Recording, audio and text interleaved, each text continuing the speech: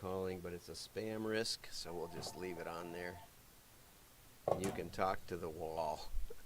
It'll probably beep at me. Okay, I got the thing going. Oh, that's the fax machine. I got a call on the fax machine along with the regular phone. Who uses a fax machine? It's probably just an auto dialer. And here we are. You can talk to the wall. There you go, John. I hear you. Probably beep at me. Okay, I got the thing going. Oh, that's the fax machine. The sound controls aren't working on LinkedIn. There they go. I hear them now. Yay for Friday. Thank you, Style Consultant. We're here. We're here, and Fridays are especially chill. So just, you're going to enjoy it. There was one article I just couldn't believe. So let's get in on it. 5, 4, 3, 2, 1. I'm John Miglosh for the Wisconsin DMA and the International Society for Strategic Marketing. Okay, let's get over to the news. We're going to do straight news today. No funny videos because it takes up a lot of time. Okay, David Dobrink. I don't know who that is, but apparently he's like a social media personality. Has come up with a business and raised $200 million and has hit 10 million subscribers already, which is pretty amazing to me, right out of thin air almost. And he's got an app called Dispo. And he was watching, the idea came after seeing friends use disposable cameras at parties without worrying about how the pictures came out. Because you can't tell, right? It's just a disposable camera. You don't get to find out about how it came out until after the party's over. Excuse me. So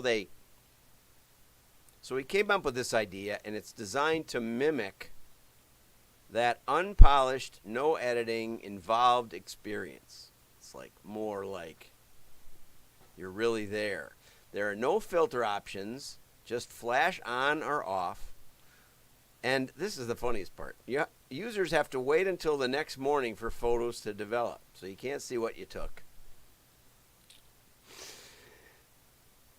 It's okay, that's a lot like the way I use my phone app with the camera in it. It's I don't know what's going to happen. And I don't look at it for a few days. So it's almost the same, but you don't have to subscribe for his app to do this. And there's some invite-only thing, and apparently it shows how you can make stuff from thin air that will go away equally fast. And Clubhouse has grown to 10 million users with a $1 billion valuation. And if you bought it early, I would sell. But you never know, right? So we'll just skip that. I just thought it was funny. Quad reports fourth quarter and full year 2020 results. And according to this, it looks like things are about the same, almost all the percentages. They did more agency business than they'd done, but otherwise, pretty much all these percentages are about exactly the same. I didn't realize that they only did 15% of their business in cataloging. And that was down 1% from 2019. But overall, here's the part that is not obvious, because these circles look to me to be about exactly the same size. In 2019, they did $3.8 billion, and in 2020, they did $2.9 billion. So that's almost a 25%, or it is probably 25% drop, almost exactly. So, they still made money. They shut 4 plants. I would say that might hint that printing is in trouble. We've got this other report from Marketing Charts, and I've shared some other economic charts. This is one about, I'm not sure if this was ad mail or just mail in general or whatever, but you have to print something to mail it. Showing from 2006 all the way down to 2020, and they showed a really big drop. This was done in November, so it wasn't full through the year, but it turns out that there was about a 20% drop in ad mail, direct mail volume anyway. And you say, well, this is kind of a downer. Yes, that's true. It is a little bit.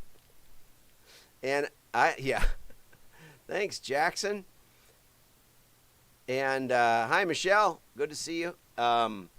The where these numbers come from is anybody's guess, but I've read some humorous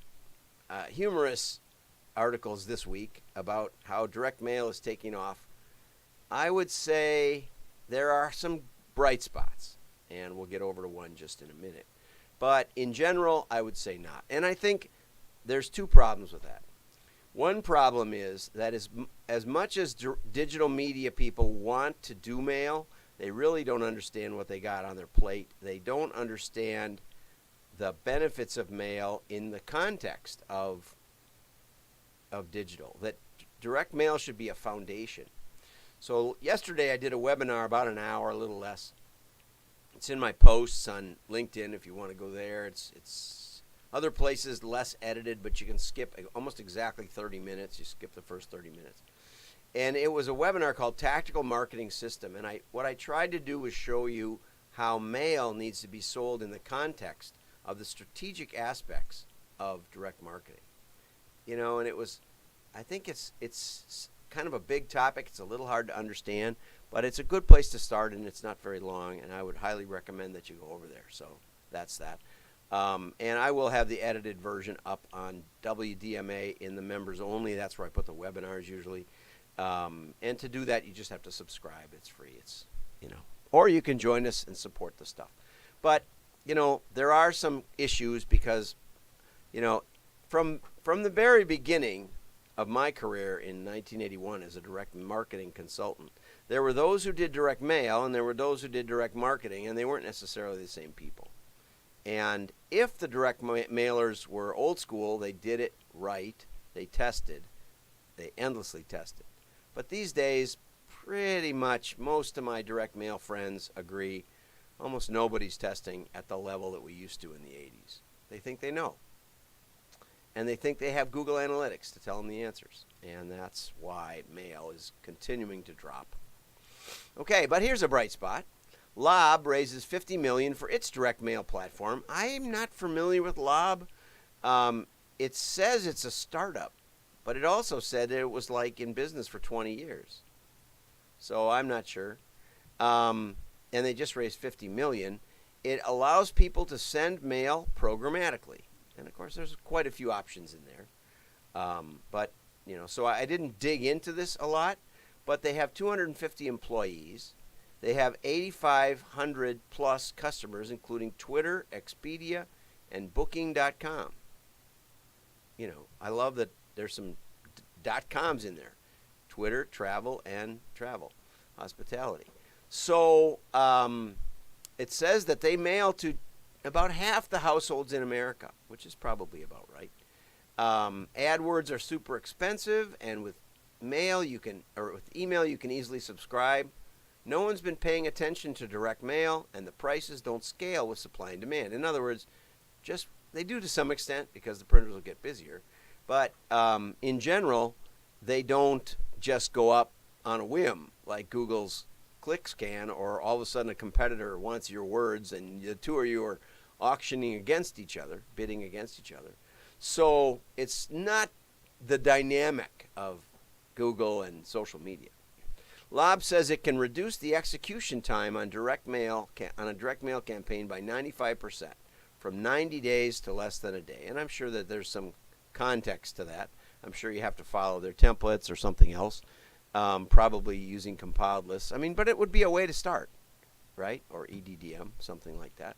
So the company is planning to triple the amount of physical mail delivered through the platform this year, which means this round will allow them to continue expanding the print delivery network as well as increasing headcount to more than 260 employees. Okay, 260. That's quite a few. That's getting to be a decent-sized printer. Not quad, but, Lob is leading the digital transformation of direct mail, a business process followed by every other business on earth. And, direct mail has been virtually untouched by software. Now, that isn't true because, I remember even back in the 90s when we were the first to hook a typesetter up to a PC and be able to do, what you see is what you get on typesetting. Actually, at that point, we were just inputting text, but it was better than sending over pages of copy that had to be retyped by people. Lob Platform delivers exceptional value to some of the world's largest senders of direct mail by lowering costs and improving deliverability, tracking, and reporting, and ROI. Even though the most sophisticated senders of direct mail, even for the most sophisticated senders of direct mail, Lob's API-driven process or product is superior to legacy approaches. That may be true. What do I like about this article? I like that somebody's investing in print, direct mail especially. What don't I like?